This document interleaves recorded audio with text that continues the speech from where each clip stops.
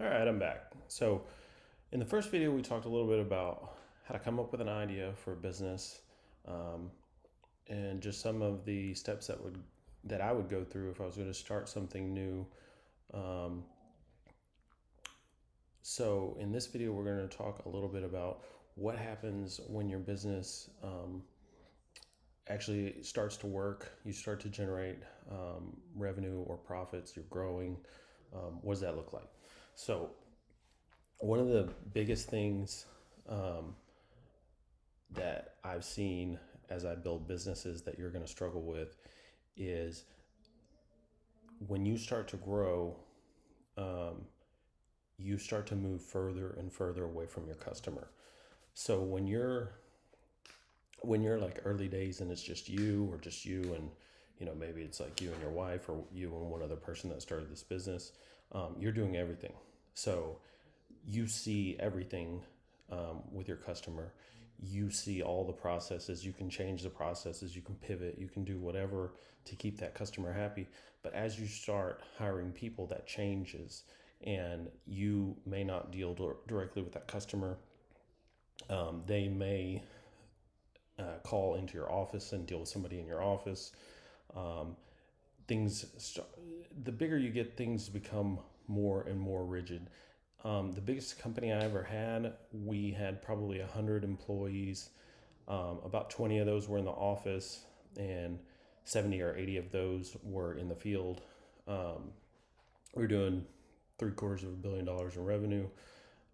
Don't get too caught up on that number because the profit margin was, two or three tenths of 1%. So you had to do a lot of revenue to make any money. But I had a pretty good idea of what was happening, even on the smallest transactions and the smallest level of my business, because of the systems that we had in place so that I could track those. I do the same thing with my other businesses. As they grow, I keep my eye on, what information do I have about the customer? How close to the customer can I be without overwhelming myself? I'll give you an example. Right now, at my garbage company and at my propane company, one of the main ways that we get new business as it's coming through the door is through our website. We have an info at email, and they send an inquiry, and then we end up signing them up as a new customer. So I am automatically copied on all of those emails. This sounds kind of like a no-brainer, right? But like, that's a foundational thing right now at the stage we're at right now. And I'm watching that my people are doing what I've trained them to do and what I want them to do. And at any point, if I need to intervene, I can. As that company grows, I'm not going to be able to watch every single email that comes through. Like at my biggest company I had, culture was everything. So as you grow, these processes change, but your goal is always to keep a pulse on the customer. We're talking about service businesses here, right? Um, at my big company, I had managers that were under me that reported to me, and every day they gave me daily reports on metrics that I made to track the customer. Some of the metrics, like I said in the previous video, but the business I had before, we bought crude oil. We had trucks and we transported the crude oil from the leases to the refineries, and then we sold the crude oil. So we were a trading company, but we had logistics involved. So some of the metrics that I tracked is like every day at 9:15, we had a 5-minute call with my operations manager, my CFO, my vice president, and they would my operations manager would go first, and he would say, yesterday we had, 150 loads called in. We hauled 100 and 48 loads. 2 loads were not picked up because of mechanical issues. The average response time right now from time that loads are called in till we pick them up is averaging 2 days. Um, and I knew that if that slipped to 3 or 4 or 5 days, that we were having a breakdown in service. At that point, that was the closest I could stay to my customer.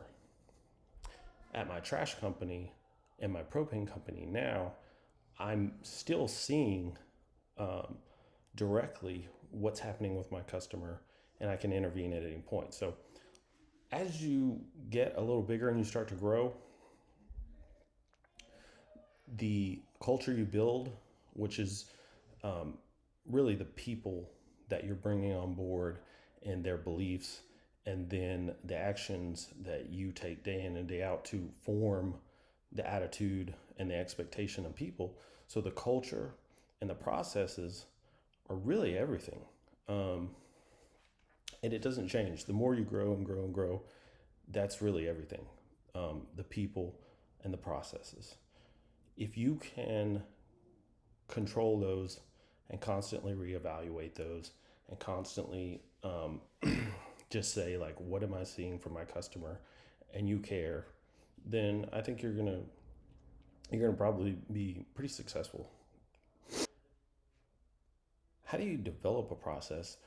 How's that going to help you? Why is that so important, right? Obviously, the people thing is important. You can't do everything. As you grow, you need people, and you want people that are an extension of yourself. You want people that are going to go out and make good decisions with your money or your equipment or your assets. You want people that are going to represent your company well, right?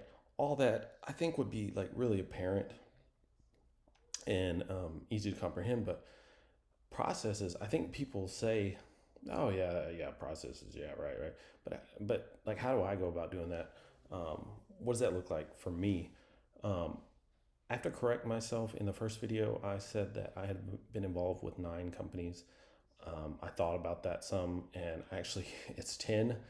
Um, and at this point, I kind of reverse process, right? Like, I've seen so many different situations that going into the situations, I know what's going to be a trap down the road for me. So I go ahead and front load that process to keep myself safe down the road. Um, but I'm kind of getting ahead of myself. So if you wanted to create a process, you would start by saying, what am I doing now? And just write it down, right? And then you just think about that process quite a bit, and you say, how could this be better, right? Um, and that goes on forever, right? It's not like I got this down and it's never going to change. It's either going to change because you're growing, which, like I said before, my garbage company and my propane company, the processes we use now compared to the biggest company I had, and the processes we use then are much different, but the goal is still the same, to try to keep tabs on the customer and make sure you're delivering a good service. Um, so I start by writing out either what I'm doing now, and then just trying to um, figure out ways to make that better. Or if it's a business I'm going into, I say, what do I think I'm going to do? Right. And this is where I got into front loading things to kind of protect yourself. When I started my garbage business, there was a lot of things that we did right. There was things we did wrong, but there was a lot of things we did right. Some of the things we did right is I had seen, because I've been in this business a lot, that a lot of people, when they start a garbage business, they don't buy software, right? And when they put out their garbage cans, there's no inventory system, right? Um, so I invested in the software upfront. It was like 10 grand. It was not a cheap investment. Um, and when we put out our trash cans, there's a serial number on the trash can, and we used it for an inventory number. One of the most common things I see from other garbage companies. I'm in some groups on Facebook and different things like that where people ask for advice um, specific to garbage companies. And one of the main things I see is people, they've grown this business up to, 1,500 customers, and they have no inventory system, and their billing system is messed up, and they have customers that are mad, and they're asking the group, what software do you guys use? Um, and how does it work? What all can it do, right? So my process in the beginning was to have an inventory system, and to fully utilize a software program. That's not that's a process. It's um, it's part of a bigger process, but forward thinking like that, making those decisions up front to fully think out the whole chain. Customers are going to call in. I'm going to utilize my website, or they're going to call into my office. This is, we even make scripts for our people. When you answer the phone, you don't have to say this word for word, but um, this is a pretty general outline, right? Like, thank you for calling Superior Disposal. How can I help you today? Customer says either A, B, C. A, I'm interested in trash service. B, I'm interested in a roll off. Or C, I'm interested in a dumpster, right? And from there, there's three different responses. Again, it's not word for word, but it's pretty close, right? And the people appreciate it, the people being my employees, because it gives them a jump off point, right? If you just stick somebody in front of a phone and go, figure it out, they're going to do what they want to do. When you are investing your money in your livelihood, they should do what you want them to do, not what they want to do. If you think they're better than you at it, you listen and you take their advice, but they're still doing what you want them to do, not what you would have done without their input, right?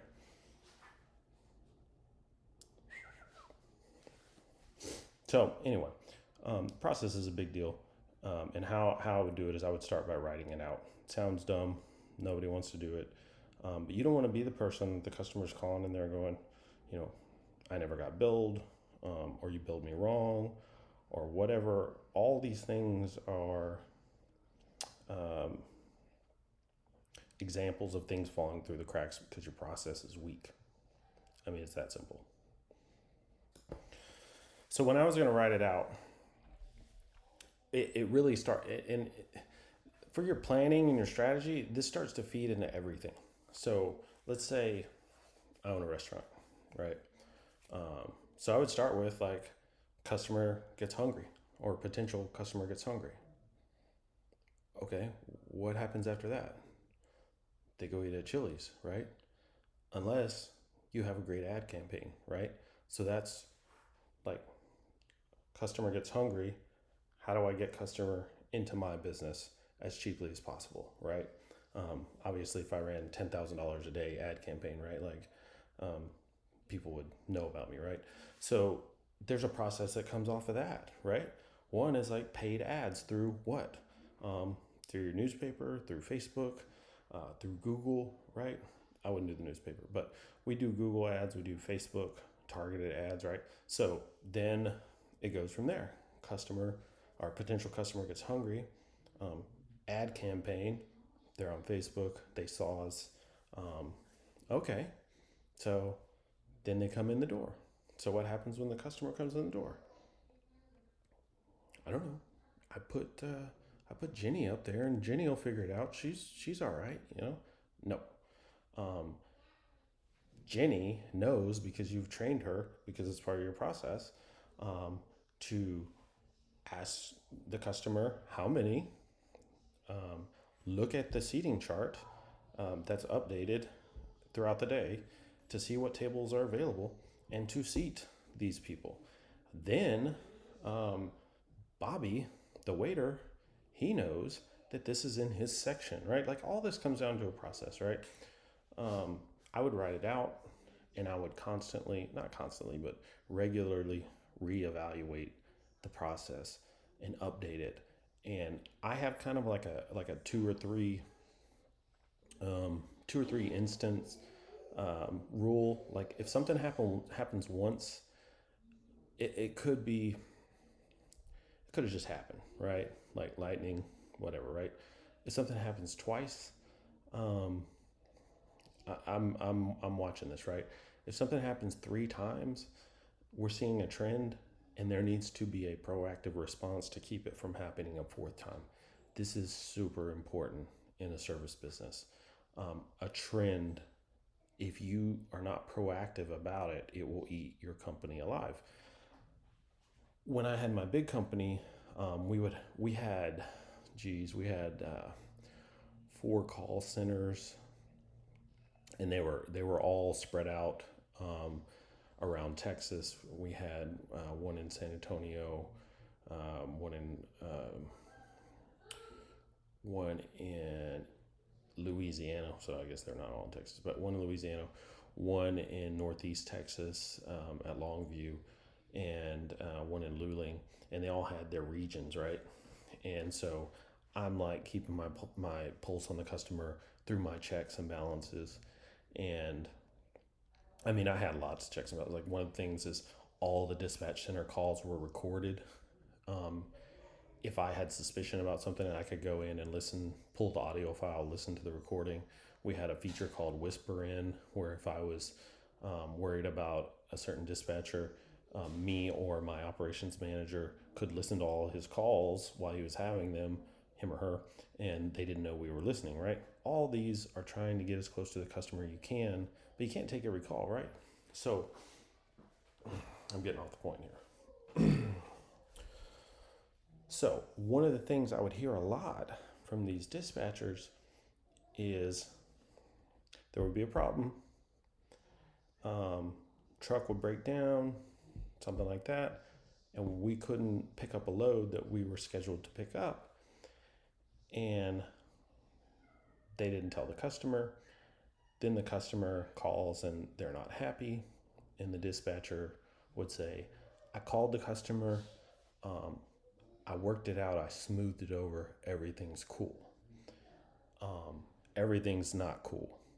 If your process is when there's a problem, I will call the customer and smooth it over and try to, make sure they're happy, go back to the restaurant, we sat down, nobody ever came, I'm not happy about this, and we gave them a free dessert, right? Like, if like that should be part of the process, but that shouldn't be the main um, way that you handle things. The way you handle things is you're watching for trends, and then you get proactive about a solution that keeps that trend from ever happening again, right?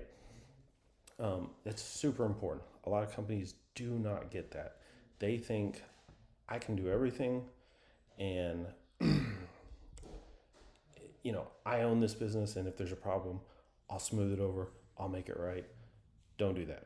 Delegate and have things in place so that you can track the customer and have programs in place that when you decide to have a proactive approach about it, you can train your people um, to implement this, right?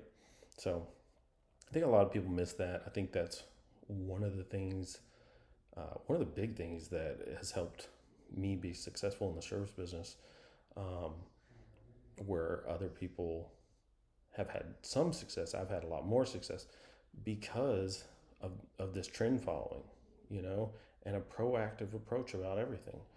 You don't know how often I'm talking to my vice president or somebody, and I say, I see this coming because of a certain trend or whatever, and I'm trying to figure out a solution to that before it happens, right? Like, it sounds kind of crazy, but you have to think like that. You have to think like that all the time, because customers will forgive you when it's just you and you're running around. A lot of times they'll forgive you um, more easily than if you're bigger and bigger and bigger. Um, And customers will forgive you once, and they may even forgive you twice, and they might forgive you 3 times if there's not a good alternative. But if there's a good alternative, they might not even forgive you once, right?